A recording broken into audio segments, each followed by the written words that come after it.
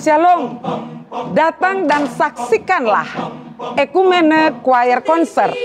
Konser paduan suara mahasiswa Sekolah Tinggi Teologi Ekumene Jakarta yang akan diadakan pada tanggal 10 Juni 2023 pukul 6 sore bertempat di Function Hall Mall Arta Gading lantai 5 dengan tema Dwi Pantara. Konser ini merupakan konser penerimaan anggota baru Ekumene Choir yang akan berkolaborasi dengan anggota lama. Jangan lupa catat tanggalnya dan pastikan Anda hadir pada tanggal tersebut. Tuhan Yesus memberkati.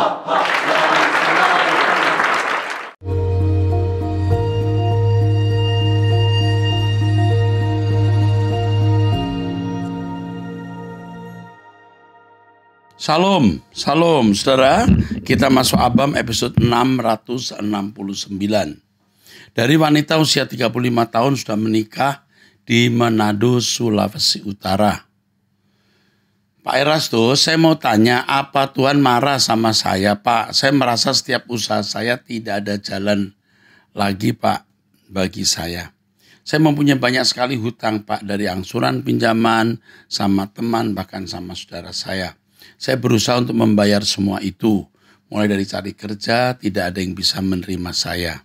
Saya ada yang sedikit mulai usaha, tapi tidak ada yang membeli. Sudah semua cara saya lakukan, tapi semuanya tidak ada hasilnya. Saya selalu berdoa apa yang Tuhan mau saya lakukan. Apa yang Tuhan mau saya kerjakan agar saya bisa menyelesaikan semua hutang pinjaman saya pelan-pelan. Saya sudah tidak mampu lagi menghadapi semua ini. Kamu kalau ikuti ucapan saya, kamu buktikan pasti kamu bisa melewatinya dan berhasil. Lawan kesulitanmu dengan kesucian. Kesucian itu berarti bukan hanya tidak berbuat dosa, tapi bertumbuhlah dengan karakter yang baik. Kalau kamu benar-benar lakukan ini, Tuhan akan memulihkan ekonomimu. Tuhan akan memulihkan usahamu. Lakukan. Dan untuk itu tentu harus berdoa pagi bersama saya dan dengarkan khotbah saya. Supaya kamu terbimbing menjadi manusia yang tak bercacat, tak bercela. Sebab kalau karaktermu masih buruk, kamu diberkati, kamu rusak dan kamu merusak orang. Oke, dari pria usia 34 tahun, duda. 34 tahun sudah duda. Salam Pak. Apakah seorang suami yang selalu dipukulin istrinya, lalu istrinya menceraikan suaminya selama 5 tahun, dan selama 5 tahun suaminya hidup sendiri, lalu seorang suami mendapatkan pasangan hidup yang belum pernah menikah? Apakah seorang duda menikahi seorang wanita belum pernah menikah itu dosa dan perzinahan menurut Kristen? Maksudnya suami ini kamu ya. Usiamu 34 tahun tadi saya katakan sudah duda. Ternyata kamu ya dipukulin istri. Pertanyaan saya, kenapa sampai kamu dipukulin istri? Ini masalahnya. Sampai kamu dicerai. Lalu istrimu yang menceraikan kamu ini sekarang sudah menikah belum? Kamu masih muda ya. Jangan salah memilih wanita lagi, nanti kamu lebih menderita. Masalahnya kamu ini tidak punya potensi, tidak memiliki potensi yang memadai. Sekarang kalau menurut saya kamu memaksimalkan potensimu. Kamu harus jadi pria yang bisa cari nafkah. Bukan pria yang tidak bisa cari nafkah. Ya. Kamu jangan hanya melihat faktor dipukuli istri lalu dicerai. Kamu jadi victims, playing victims. Kamu sendiri juga sudah makan korban misalnya. Istrimu yang dulu tidak mendapatkan suami yang perkasa, yang bisa cari uang. Nah ini juga bisa membuat istri kamu tidak nyaman dengan pria yang tidak patut menjadi suami. pria yang tidak laki-laki, tidak jantan, kurang bertanggung jawab. Jadi yang kamu sekarang lakukan adalah kembangkan potensi dirimu. Supaya kamu bisa menjadi pria yang bisa menaungi istri dan anak-anak. Mungkin perlu waktu 2-3 tahun ini paling cepat. Setelah itu minta petunjuk Tuhan apa yang harus kamu lakukan. Sambil melihat keadaan apakah istrimu mau balik atau tidak akan pernah balik sama sekali. Jadi tidak saya bisa jawab boleh atau tidak hari ini. Sebab kalau kamu jadi pria yang tidak bisa menaungi istri dan anak-anak, untuk apa kamu menikah? Nanti akhirnya cuma ngebeng istri saja. Ya, oke. Saya teruskan dengan wanita usia 48 tahun, sudah menikah 2 anak. Salam Pak Eras yang saya hormati, terima kasih sudah menjawab pertanyaan saya mengenai ibu saya di Abam 630. Sekarang saya sudah mendapatkan seorang suster semi asisten rumah tangga yang sangat membantu saya dalam menjaga ibu saya yang berusia 93 tahun, juga dalam pekerjaan rumah tangga. Terima kasih untuk advice-nya. Sekarang saya mau tanya Pak, kalau mau berobat ke Shinsei yang pakai tusuk jarum dan memakai energi Wing Chun apa boleh? Soalnya katanya Shinsei ini jago dalam pengobatan dengan memakai cara itu. Ada anak yang diharuskan dokter meminum obat seumur hidupnya karena masalah ginjal, lalu berobat ke Shinsei ini katanya dengan pengobatan rutin selama kurang lebih 1,5 tahun, anaknya bisa sembuh total. Dengan hanya melihat pasien saja kadang dia sudah tahu. Bahkan dengan mendengar suara via telepon saja, tahu orang itu sedang fit, kurang atau masih oke. Saya jadi teringat sama Shinsei di film-film silat zaman dulu Pak. Saya merasa tidak enak badan saja Pak. Tidak fit, saya pikir masuk ke sana juga untuk anggota keluarga saya yang lain. Apa diperbolehkan menurut ajaran Kristen sesuai Alkitab? Saya takutnya dia memakai tenaga dalam seperti itu dan tidak boleh menurut Alkitab. Saya tidak mau menyalahi aturan Alkitab yang sudah ada sehingga saya tidak layak masuk LP3 Pak. Terima kasih. Dalam hidup saya sebagai orang yang menjalani banyak pengalaman, saya sudah bertemu Shinsei yang lumayan hebat, bahkan bisa dikatakan hebat. Pegang nadi langsung dia bisa menilai keadaan kesehatan orang itu. Tadi kamu katakan mendengar suara sudah bisa, tidak heran. Shinsei yang begitu cepat menemukan vena dan arteri, lebih dari suster yang sekolah secara formal. Nah ini juga saya sudah temui. Tusuk jarum tidak salah, benar-benar bukan sesuatu yang melanggar firman. Tetapi yang lain, saya tidak tahu seberapa jauh keterlibatan dengan kuasa gelap. Saya percaya kamu yang dipimpin Roh Kudus akan bisa merasakan apakah dia menggunakan kuasa gelap atau tidak. Saran saya jangan curiga terhadap Shinsei. Walaupun kita harus tetap memiliki kewaspadaan, jangan setiap Shinsei kamu nilai mengandung atau terlibat okultisme. Shinsei Kristen pun juga tidak sedikit. Ya, Shinsei Kristen yang memakai nama Tuhan, yang mengobati dengan tusuk jarum, pijat, dan punya keahlian semacam itu, buang darah dan lain-lain. Ya, oke. Minta petunjuk Tuhan, itu pasti. Tusuk jarum bukan dosa. Terima kasih.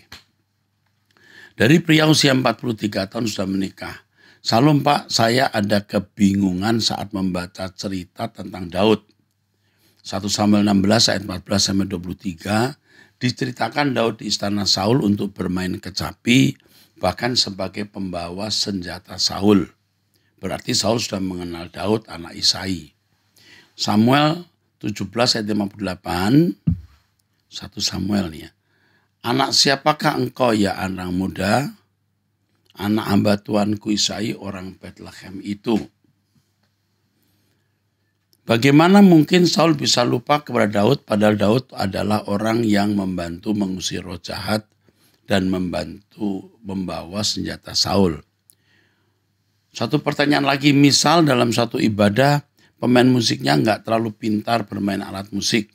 Apakah berpengaruh ke diri kita dalam melakukan penyembahan? Kalau pada saat pujian penyembahan kita nggak merasakan hadirat Tuhan, apakah itu salah pemain musik tersebut atau itu dari diri kita sendiri? Terima kasih, Tuhan memberkati. Pemain musik memiliki dampak terhadap pujian penyembahan. Kalau tidak cakap lalu bermainnya salah, fals, tentu mengganggu secara psikologi. Maka pemain musik harus menjadi pemain musik yang baik itu ya. Saya kira itu punya hubungan, punya kaitan dengan penyembahan. Maka Tuhan menghendaki agar kita memberi yang terbaik termasuk pemain musik. Lalu mengenai Daud yang menjadi pembawa senjata Saul. Perlu diketahui bahwa pembawa senjata itu bukan 1, 2, tetapi juga bisa lebih. Ya. Jadi Saul mungkin tidak terlalu teliti. Lalu perlu diketahui bahwa Daud di istana Saul untuk bermain kecapi, Daud memang seorang yang diurapi.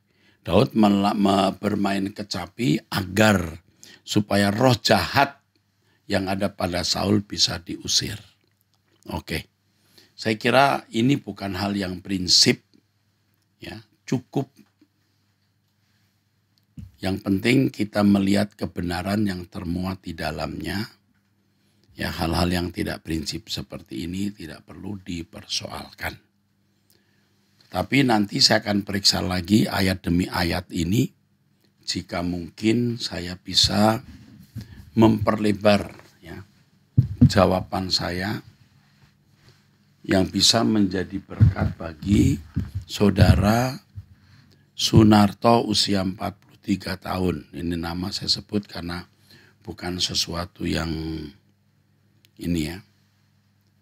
Bukan satu rahasia ya. 1 Samuel pasal 16. Oke.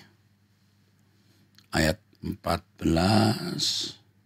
Daud di istana Saul, tapi roh Tuhan telah mundur dari Saul. Sekarang ia diganggu oleh roh jahat yang daripada Tuhan. Lalu berkatalah hamba-hamba Saul, ketahuilah roh jahat daripada Allah. Sesungguhnya aku telah melihat salah seorang anak laki-laki Isai Bethlehem. Oke deh. Oh, ini Daud waktu itu masih muda ya. Dan tentu Saul ya sebagai raja tidak terlalu teliti melihat wajah per wajah setiap orang ya. Tidak terlalu teliti melihat wajah. Kalau ada pemain musik ya jangankan Saul. Saya saja kalau datang ke satu gereja, saya khotbah, saya nggak terlalu perhatikan siapa yang main musik ya. 1 Samuel pasal 17 ayat 58. Oh ini, siapakah engkau orang muda? Oke, rupanya Saul tidak mengenali bahwa pemain musiknya itu yang mengalahkan Goliat. Ya bisa saja ya, bukan hal yang perlu dipersoalkan. Tadi sudah saya jawab begitu ya. Kalaupun Daud mengambil bagian dalam pekerjaan, karena banyak hamba-hamba Saul, Saul tidak akan teliti melihat setiap hamba ya. Jadi ternyata yang menggulingkan Goliat adalah pemain musik dari Saul. Oke, Tuhan memberkati. Oke. Sekarang saya jawab lagi pertanyaan pria usia 35 tahun. Apa yang harus saya lakukan jika istri pergi meninggalkan keluarga dikarenakan ketahuan selingkuh? Saya berkali-kali menjawab ya, kalau istri selingkuh itu pasti ada penyebabnya. Jangan hanya menyalahkan istri, tapi periksa dirimu sebagai suami. Kalau sampai istri kabur, itu kenapa? Ya, jangan menyalahkan sepenuhnya pada istri. Memang tidak tertutup kemungkinan istri salah total, tapi bukan tidak mungkin prianya juga mendapat juga berperan dalam hal ini.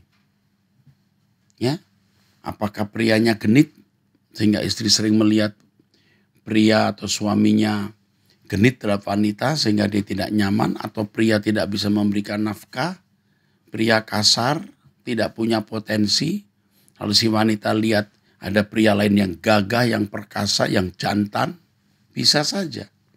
Saya tidak toleransi terhadap kesalahan wanita yang selingkuh. Itu salah. Tetapi jangan menyalahkan 100% istri. Nah, untuk si penanya saya katakan kamu berubah dulu. Mencari Tuhan sungguh-sungguh. Harap istrimu balik. Ya, itu saja. Kau masih muda, usia 35 tahun. Harap suami bisa pulang, istri bisa pulang. Dan kamu jadi suami yang baik. Sekarang cari Tuhan dulu. Bertumbuh dalam kesempurnaan seperti Bapa dan keserupaan dengan Yesus. Tuhan memberkati. Dari wanita usia 35 tahun, 2 anak laki-laki, Madiun, Jawa Timur. Pak Eras, saya mau tanya bagaimana cara menghadapi tetangga yang walaupun sama-sama Kristen tapi kami jarang sekali tegur sapa. Seolah-olah seperti ada perang dingin. Sering saya duluan yang menyapa kalau kita pas sama-sama lagi belanja. Tapi kalau enggak, saya dulu yang menyapa dia diam-diam saja, Pak. Enggak ada basa-basi. Terlihat hanya baik di depan saja. Rumah kami berdempetan, Pak. Tapi kami seperti tidak kenal. Keluarga ini berlaku sama ke orang lain di sekitar komplek. Hanya baik kepada orang yang cenderung dia cocok. Jujur saya malu padahal kita satu iman. Tapi kok enggak bisa rukun, enggak bisa jadi berkat bagi orang lain. Enggak usah malu, Anda ada urusannya malu. Ya kamu enggak perlu malu, urusan apa mesti malu. Biasa aja kali ya. Kalau dia enggak mau menyapa kamu ya sudah. Itulah karakteristiknya. Jangan kau pikir orang Kristen pasti baik, bisa lebih rusak dari orang non-Kristen. Ya jadi kamu say hello, dia enggak mau say hello sama kamu, ya enggak usah persoalkan. Jangan jadi persoalan. Tetangga nanti menilai gimana, Pak? Urusan tetangga mau menilai bagaimana. Jangan mengganggu pikiranmu. Yang penting kamu bersikap baik dan menjadi berkat. Bukan tidak mungkin suatu hari dia akan datang ke tempatmu dan minta petunjuk atau mau konseling. Yang penting kamu ramah tulus. Jangan basa-basi. Jangan membuat keramat tamahan yang dibuat-buat. Itu akan menjadi penyakit jiwa. Dan menempel dan tidak bisa kecabut. Kalau kebiasaan keramat taman dibuat-buat itu selalu dilakukan. Saya teruskan ya. Pernah saya ketemu di jalan mau saya sapa tapi orangnya malah melengos. Dan ini terjadi 3 kali dan akhirnya kali ini kalau ketemu saya diam, Pak. Di pikiran saya mungkin saya lebih baik diam juga. Walaupun ketemu saya tidak menyapa. Apakah tindakan ini benar, Pak? Karena dengan diam saya merasa lebih damai. Kalau kamu bisa menyapa, kamu sapa. Tetapi kalau kamu sudah menyapa berkali-kali dia diam, ya enggak apa-apa, kamu diam saja. Mungkin malah dia tidak suka disapa. Itu saja. Udah, jangan jadi persoalan. Oke, Tuhan memberkati. Dari wanita di Taiwan ini, Taipei. Usia 41 tahun. Pak Era, saya mendengar Abang persisnya lupa edisi berapa. Bapak membaca ada salah satu komunitas di Taiwan yang mengambil ajaran Bapak. Lagu pujian juga menyanyikan lagu Bapak. Ini yang saya tunggu-tunggu di Taiwan. Bolehkah saya minta nomor telepon orang tersebut?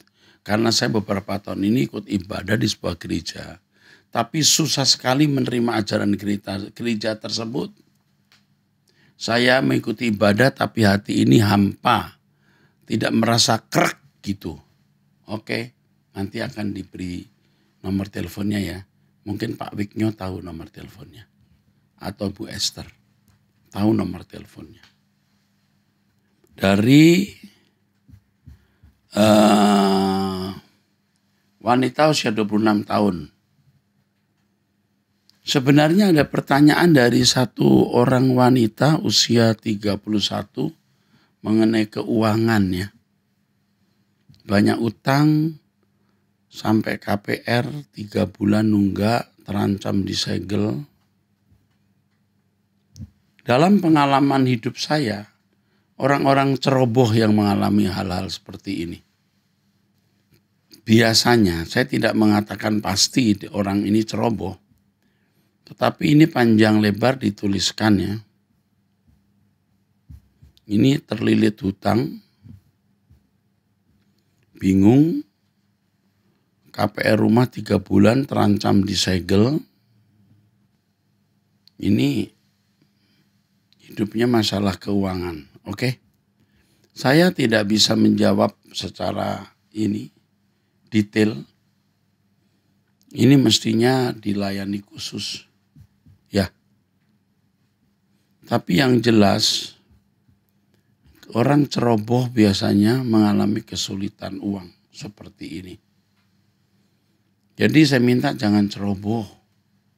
Saya anak ketiga dari 3 bersaudara, sudah yatim piatu. Dari 2018 kakak pertama saya menikah di tahun 5 beda agama.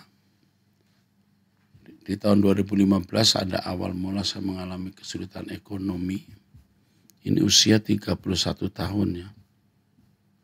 Kebodohan saya mengikuti gaya hidup konsumtif teman kantor, teman kuliah, ya kan? Tadi saya belum baca, saya sudah mengatakan ceroboh, benar. Kamu ceroboh, gaya hidup konsumtif. Dan masih banyak lagi. Itu mengakibatkan saya harus terlilit hutang sampai sekarang.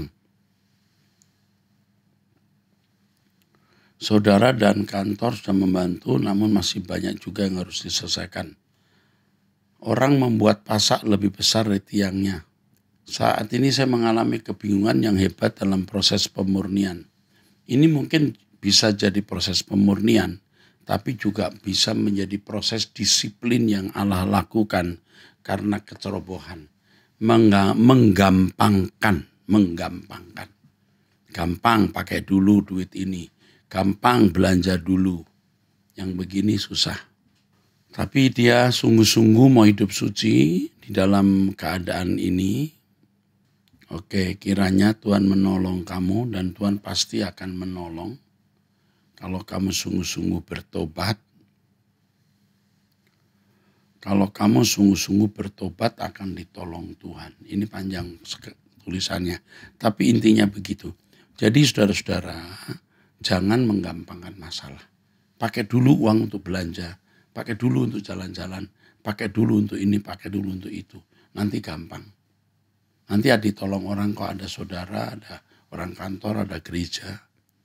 Dan orang-orang seperti ini ceroboh. Dia harus memikul akibat kesalahannya. Kalau rumahnya harus disita, dia harus merelakan rumahnya disita. Dan itu menjadi pelajaran mahal untuk jalan hidupnya panjang ke depan. Tapi saya berharap Tuhan menolong agar rumahnya tidak disita. Yang penting bagi semua saudara yang ikut ABAM ini, jangan ceroboh. Jangan ceroboh. Ya. Kecerobohan pasti menghasilkan tuaian yang menyakitkan. Kalau kita sungguh-sungguh bertobat, Tuhan akan memberikan jalan keluar. Percaya. Oke. Om Eras, aku bersyukur lewat GSKI Rehoboth ini Tuhan melalui Roh Kudus telah membuka hati dan pikiranku. Dulu banyak cara pandangku meleset alias tidak tepat. Namun saat ini berubah oleh firman Tuhan yang sampaikan sehingga aku dapat tahu dan sadar apa saja karakterku yang harus kuubah, harus serupa dengan Kristus. Namun saat ini aku bertanya-tanya mengapa Allah Bapa menempatkan manusia yaitu Adam di Taman Eden, padahal di sana kan ada iblis. Mengapa malah si Adam diletakkan di situ? Di saat Adam jatuh ke dalam dosa, mengapa Allah Bapa mau mengampuni dengan cara menyiapkan rancangan penebusan melalui Tuhan Yesus. Dahulu sebelum ada dunia ini, waktu di surga, saat Hillel bin Sakhar, iblis maksudnya, dalam hatinya mengingini sejajar dengan Bapa, memberontak pada Bapa, kenapa hal itu tidak diampuni oleh Allah Bapa? Padahal Yesus Kristus mati untuk menebus dosa semua manusia. Dan saat kita bersalah kita minta ampun dan Tuhan mengampuni. Kenapa hal itu tidak berlaku untuk si iblis ini ya Om? Om kalau ada seminar atau penjelasan Om tentang pembahasan malaikat, boleh di-share ke aku mau belajar. Hal ini aku anggap penting untuk ku mengerti. Oke. Yang pertama mengenai Adam. Kenapa ditempatkan di Taman Eden di mana ada iblis? Adam tidak ditempatkan di mana ada iblis. Tetapi iblis yang masuk ke taman itu. Jadi bukan taman di mana iblis sudah ada, Adam yang ditaruh lalu iblisnya masuk. Kenapa? Karena Adam diberi kehendak bebas. Untuk pengujian adanya kehendak bebas, iblis harus diizinkan masuk ke taman itu. Mestinya ini bukan satu kecelakaan tapi kehormatan. Seandainya Adam tidak memilih makan buah itu, Adam menjadikan bumi ini Firdaus. Itu kehormatan bukan? Sayang Adam gagal. Lalu mengenai setan yang tidak diampuni, karena setan itu sumber dosa. Dia melakukan dosa bukan karena dia digoda. Dosa ada di dalam dirinya. Sebenarnya ia bisa tidak berkeadaan seperti itu. Tapi dia memilih menjadi sumber dosa. Sumber kejahatan. Sehingga ia tidak mendapat kesempatan untuk diampuni. Oke, saya kira itu jawaban saya. Oke deh. Berikutnya dari wanita usia 43 tahun sudah menikah 3 anak Jawa Timur. Pak Era, sejak menikah saya dan suami berusaha sendiri. Mertua tidak mau kasih apapun sedangkan orang tua saya sendiri bangkrut. Di keluarga saya semua demi anak laki walaupun saat susah anak perempuan yang mengatasi. Di keluarga suami semua anak tidak dihiraukan, orang tua cinta diri sendiri. Biarpun anak mau mati tidak pernah peduli walaupun uang mereka banyak.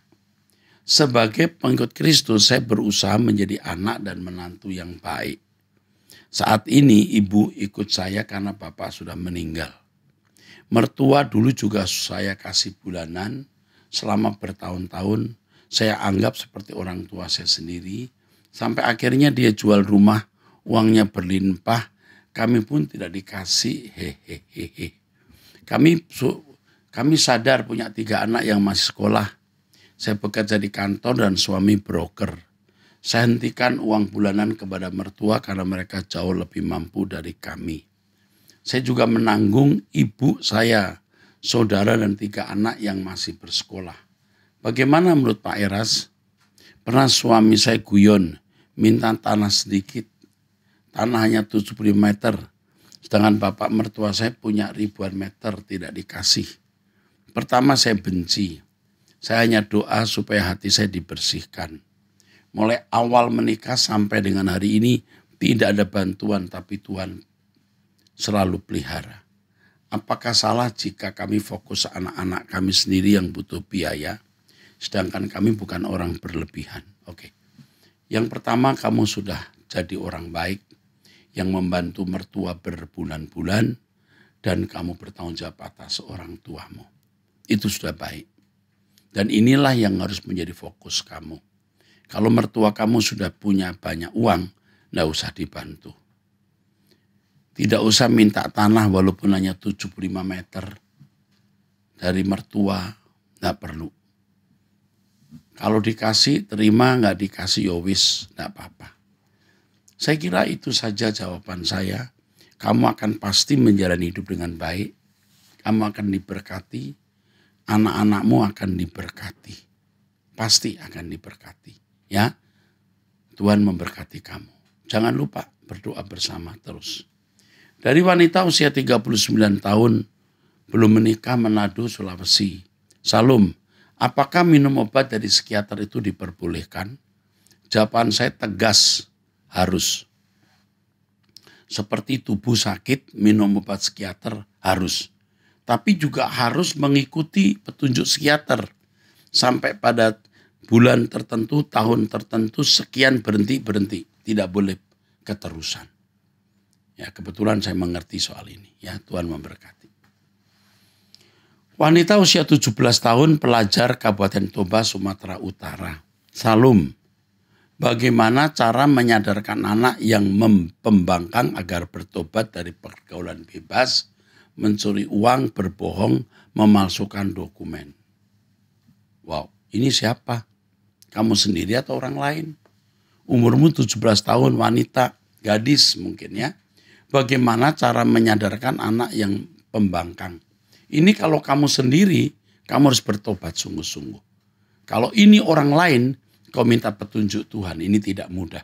Tapi Tuhan akan memberi kamu hikmat untuk melayani anak nakal jahat seperti ini. Dan dia bisa diselamatkan. Oke, hanya itu jawabannya. Sampai jumpa di episode yang akan datang. Tuhan memberkati.